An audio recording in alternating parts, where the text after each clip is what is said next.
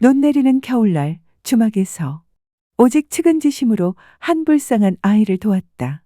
오랜 세월이 지나서야 알았다.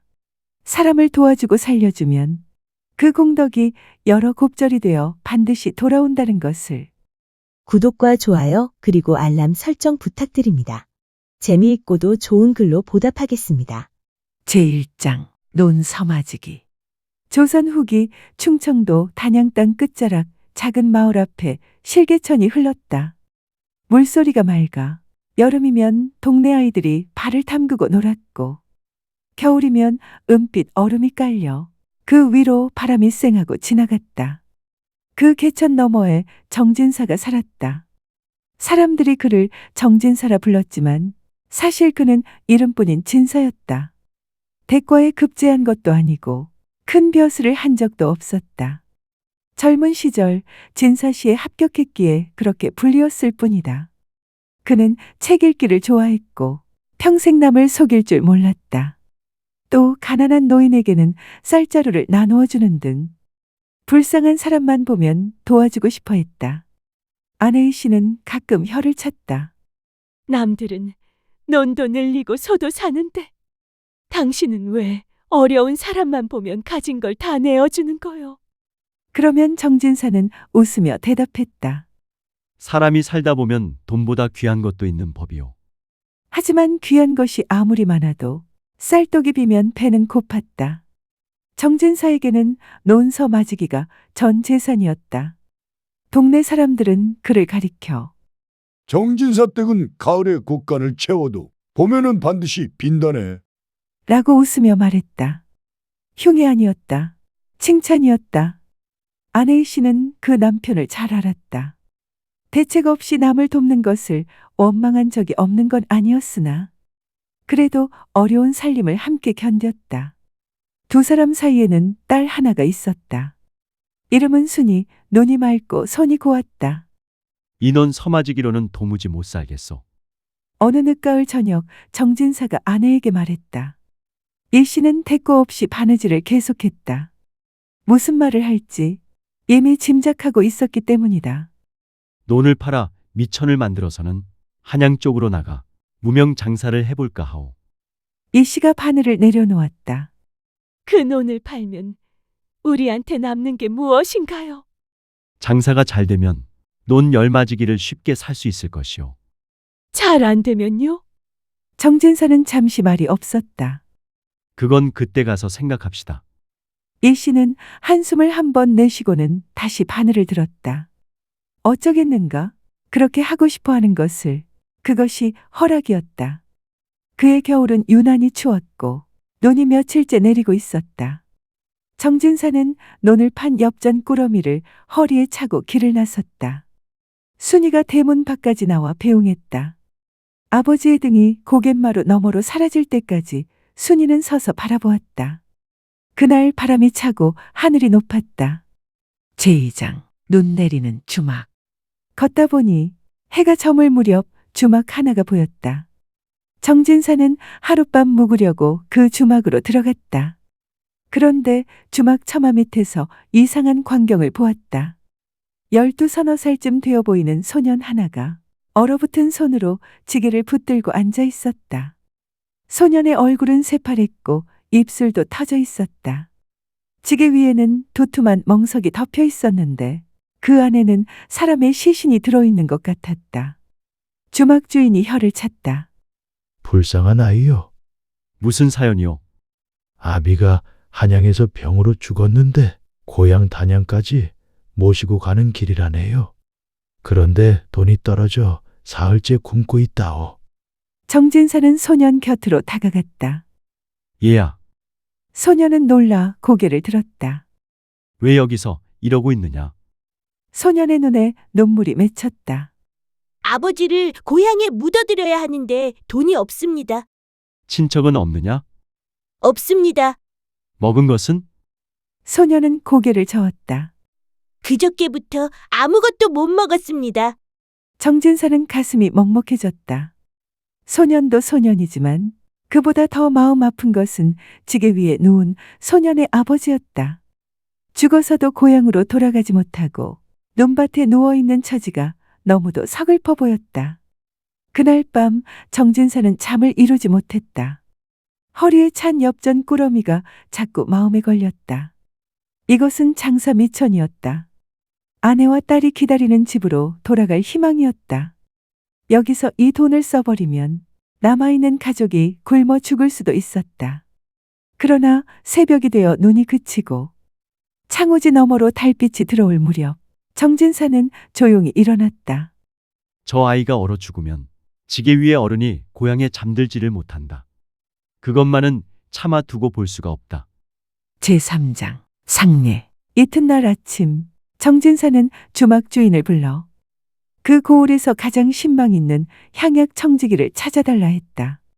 청지기를 통해 장지를 수소문하고 관을 마련할 목수를 불렀다. 엽전은 조금씩 줄어들었다. 관값, 장지삭, 상여꾼 밥값, 아이 소모탄 벌값. 아이는 처음에는 어안이 벙벙한 눈으로 정진사를 바라보았다. 그러다가 엎드려 절하면서 엉엉 울었다. 어르신, 이 은혜를 어찌 갚으오리까? 정진사가 웃으며 손을 내저었다. 갚지 않아도 된다. 다만 아버님 장지를 잘 기억했다가 나중에 형편이 되면 제대로 모시거라. 발이 나는 날은 맑았다. 작은 상여가 고갯길을 넘어갔다. 아이는 대나무 지팡이를 짚고 따랐다. 정진사도 뒤에서 묵묵히 걸었다. 지팡이를 대나무로 만든 것은 아버지가 돌아가셨으니 사시사철 변함없이 슬프다는 의미이다. 장지의 아버지를 묻은 아이는 봉분 앞에 엎드려 오래 울었다. 정진사는 옆에 서서 아무 말도 하지 않았다. 산새 한 마리가 소나무 가지에 앉아 울다가 날아갔다. 이제 한양으로 돌아가거라. 내가 잘 살아야 저승의 아버지가 편안해 하신다. 아이가 고개를 들었다. 눈물 자국 위로 햇빛이 내려앉았다. 저의 이름은 이성준이라 합니다. 어른의 함자를 여쭤도 되겠습니까? 정두학이다. 이 단양 땅 사람이니 살다 생각나거든 그때 한번 찾아오너라. 정진사는 성준의 손에 노잣돈 얼마를 쥐어주었다. 그러자 남은 돈이 한 푼도 없었다. 빈털터리가 된 정진사는 집으로 향했다. 걸음이 무겁지 않았다. 이상한 일이었다. 제4장 소작인의 삶. 집에 돌아온 정진사는 아내에게 사실대로 말했다. 이 씨는 아무 말도 하지 않았다. 그러다 부엌으로 들어가 솥에 불을 지폈다. 한참 있으려니 밥상을 들고 들어왔다. 시장하시죠. 식사하세요. 그것이 전부였다. 그것으로 충분했다. 이듬해 봄 정진사는 이웃 지주에게서 소작을 얻었다. 남의 논을 붙여 수확의 절반을 바치는 삶이었다. 쉽지 않았다. 그러나 투덜거리지 않았다.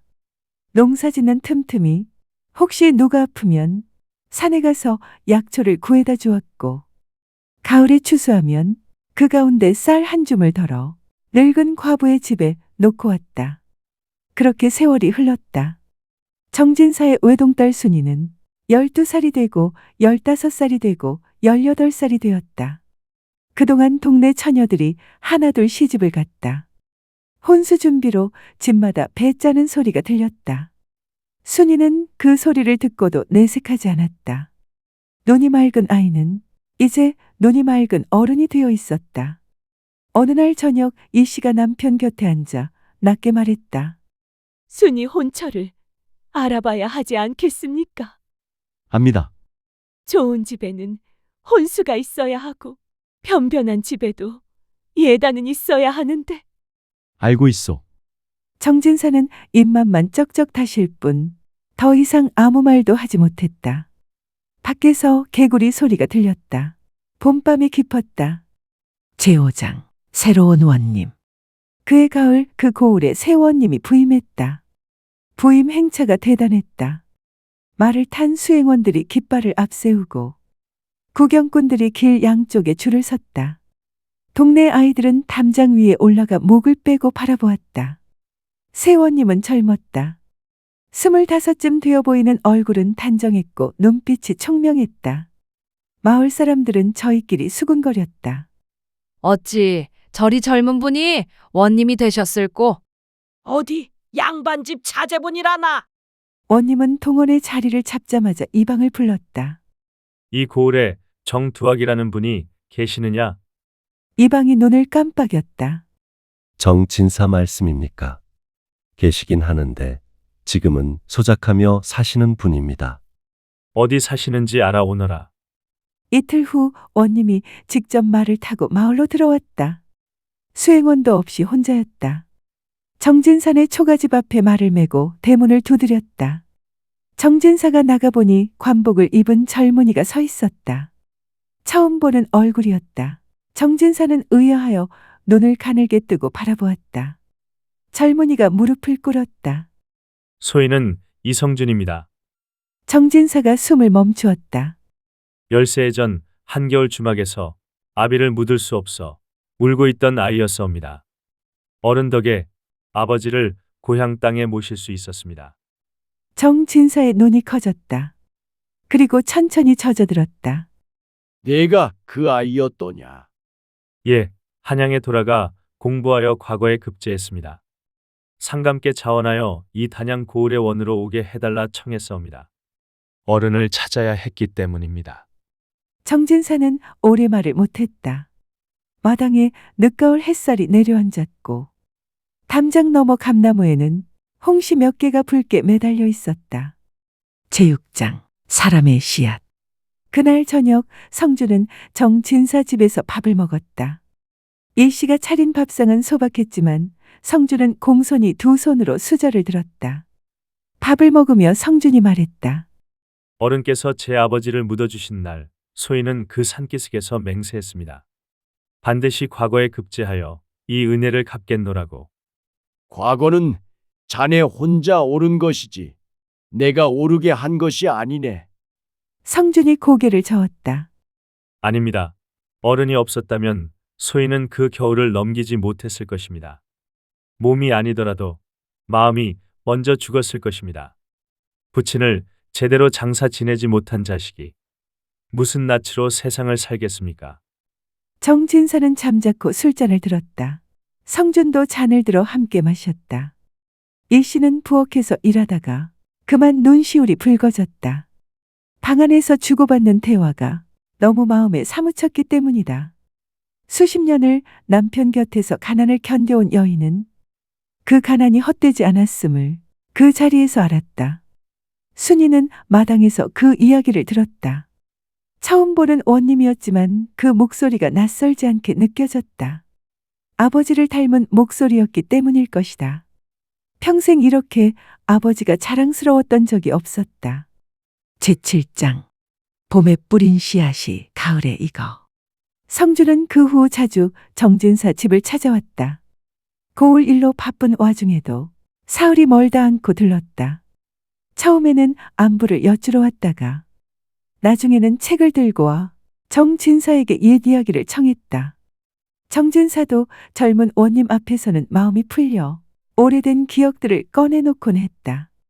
그러던 어느 봄날이었다. 성준이 자리를 잡고 앉더니 말했다. 어른, 한 말씀 드려도 되겠습니까? 하게. 성준이 단정히 무릎을 모았다. 소인, 아직 장가를 들지 못했습니다. 어른께서 허락해 주신다면 순이 아씨와 혼례를 올리고 싶습니다.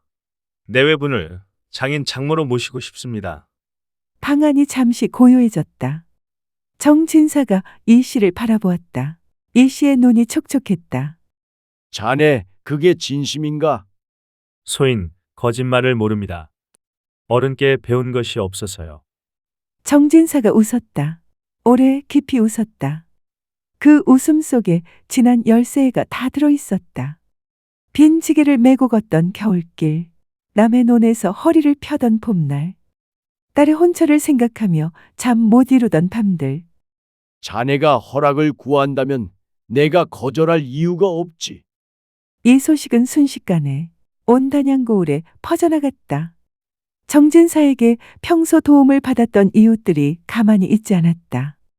그동안 가난한 와중에도 홀몸 노인들을 돕고 이웃의 굳은 일에 발벗고 나섰던 정진사 부부와 순이의 선행을 고을 사람 모두가 알고 있었기 때문이었다. 정진사 어른이 옛날에 그런 대단한 일을 하셨다니. 순이 처녀가 드디어 시집을 가는구만. 그것도 우리 사또님 부인으로? 동네 사람들은 너나 할 것 없이 제 집에서 가장 좋은 것들을 들고 정진사의 집으로 모여들었다. 뒷집 박영감은 정성껏 키운 암탉을 가져왔고 앞집 안악은 손수 짠 고운 명주 천을 들고 와 신부의 홀례복을 짓는 데 보탰다. 고을 사람 모두가 제 자식을 장가 시집 보내는 것처럼 기뻐하며 잔치 준비를 도왔다. 제8장 은혜는 강물처럼 흐르고 홀례는 그의 가을 낙엽이 붉게 물든 날에 올렸다. 마을 사람들이 모두 모였다. 정진사 집 마당에 차일이 쳐졌고 일씨가 손수 빚은 송편이 소반마다 그득했다. 동네 어른들은 혀를 차며 좋아했다. 정진사가 복이 있는 사람이요. 눈을 봐라. 남의 장사를 지낸 사람이 이런 사위를 얻다니. 사람 농사를 잘 지었지. 사람한테 뿌린 씨앗이 제일 큰 법이요. 성주는 순이에게 큰절을 올렸다. 순이는 수줍게 답례하며 고개를 들었다. 두 사람의 눈이 잠깐 마주쳤다. 정진사는 사랑채 툇마루에 앉아 그 광경을 바라보았다. 일씨가 옆에 와 앉았다. 두 사람은 아무 말도 하지 않았다. 말이 필요 없었다. 마당 가운데 홍시 빈 노을이 내려앉았다. 마을 어귀 실개천에서 물소리가 들렸다. 겨울이 오기 전 가장 따뜻한 저녁이었다. 성주는 정진사 내외를 친부모처럼 모셨다. 정진사가 허리가 아프면 직접 약방에 달려갔고 일씨의 생신에는 고을 최고의 명주를 끊어다가 치마를 지어드렸다. 해마다 가을이면 고향 선산에 성묘하러 갔고 그 길에 반드시 정진사를 모시고 갔다. 아버지 산소 앞에서 정진사가 술을 한 잔 올렸다. 어르신, 아드님이 잘 크셨습니다. 그리고 제 사위가 됐습니다. 산바람이 불었다. 솔잎이 흔들렸다. 단양 사람들은 훗날 이 이야기를 이렇게 전했다. 봄에 씨앗을 뿌리면 가을에 수확한다. 그러나 사람에게 씨를 심으면 그것은 10년이 지나고 20년이 지나도 사라지지 않는다. 정진사는 눈 내리는 겨울날 주막에서 아무 계산 없이 오직 측은지심으로 한 아이를 도왔다. 엽전도 다 썼고 꿈도 다 내려놓았다. 그러나 그는 그날 무언가를 얻었다. 그것이 무엇인지는 정진사 자신도 당장은 몰랐다. 세월이 지나서야 알았다. 사람을 살린 사람은 반드시 그 공덕이 사람에게 살아 돌아온다는 것을. 안녕하세요. 소우쿨 극장입니다. 구독과 좋아요 그리고 알람 설정 부탁드립니다. 재미있고도 좋은 글로 보답하겠습니다. 고맙습니다. 다음에 만날 때까지 건강하시기를 기원합니다.